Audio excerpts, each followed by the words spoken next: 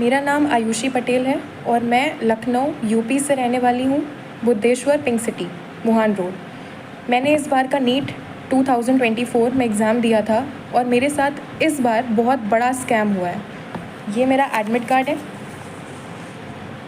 NEET का result जिस दिन आया 4 जून को, उस दिन मेरा रिज़ल्ट नहीं खुल रहा था। मेरे बार बार स्क्रीन पे दिखाया जा रहा था कि your result is not generated. तो मुझे लगा कि 23 लाख बच्चे हैं, हो सकता है कि ट्रैफिक लगा हो साइट पर, इसलिए मेरा रिज़ल्ट नहीं जनरेट हो रहा है। लेकिन उसके 1 घंटे बाद मेरे पास एनटीए की तरफ से ईमेल आता है कि your result can not be generated, क्योंकि मेरा रिज़ल्ट जनरेट नहीं हो सकता, क्योंकि उनको मेरी ओएमआर टॉर्न और डैमेज्ड मिली है। इतना सुनने के बाद में मैं और मेरी फैमिली पूरा शॉक में चले गए।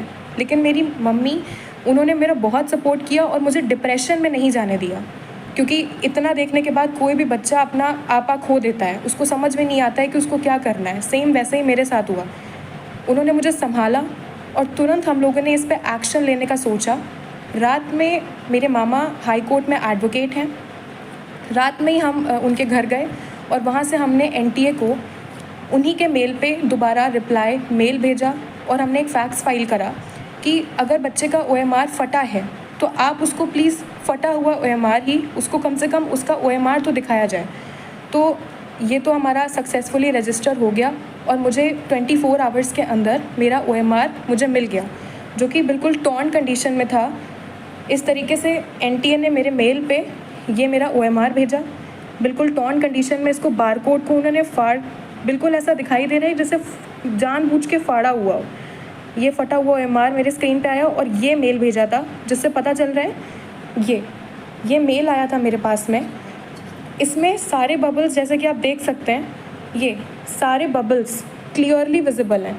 अगर आप इस क्लियरली विजिबल हैं सारे बबल्स, एक एक बबल विजिबल है। इसको जब हमने मैनुअली चेक किया तो हमको पता चला कि 715 ही आ रहा है। मेरा नीट का स्कोर भी यही था जो मैंने एनटीए की फ़ाइनल आंसर की से चेक किया था।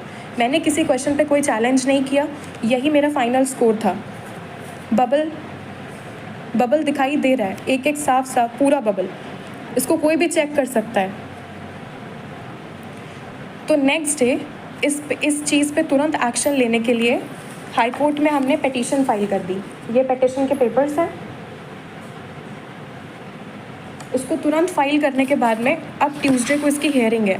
तो जो भी मुझे सुन रहा हो, मेरी न्यूज़ जो देख रहा हो, मैं आपसे रिक्वेस्ट करती हूँ, जैसे सब बच्चे पढ़ते हैं, ये मेरा 3rd अटैम्प्ट था और मेरे फर्स्ट अटैम्प्ट में नीट में 535 मार्क्स आए थे, उसके बाद 570 मार्क्स आए और अब मेरे इतने मार्क्स आ रहे थे। तो मैं इतनी पूरी मेहनत लगाई, मैंने 3 साल पूरी मेहनत करी है और मैं प्लीज़ आपसे रिक्वेस्ट करती हूँ कि अपनी लखनऊ की बेटी का सपोर्ट करें और मुझे प्लीज़ इसमें जस्टिस दिलाएँ, क्योंकि अगर अब मेरे साथ या मैं डिप्रेशन में गई तो मेरा नीट और पढ़ाई से विश्वास उठ चुका है, क्योंकि मैंने पूरे साल इतनी मेहनत करी, ना मैं सोई अच्छे से, ना मैंने खाया, मैं अपनी कोचिंग में रही और मैं सिर्फ पढ़ी हूँ। मैंने किताबें, मतलब एकदम, मैं बस इतना चाहती हूँ कि आप मेरी फीलिंग्स को समझें। मेरे पास जितने प्रूफ्स हैं और जो एनटीए से मेल आया है, मुझे सपोर्ट करें और जस्टिस दिलाएं कि मेरा पेपर दोबारा से चेक हो। जो मेल पे मेरा पेपर आया है वो चेक किया जाए और मेरा भी रैंक में नाम आए जैसे सबका आया है, क्योंकि मेरा रिज़ल्ट ही नहीं दिया गया मुझे।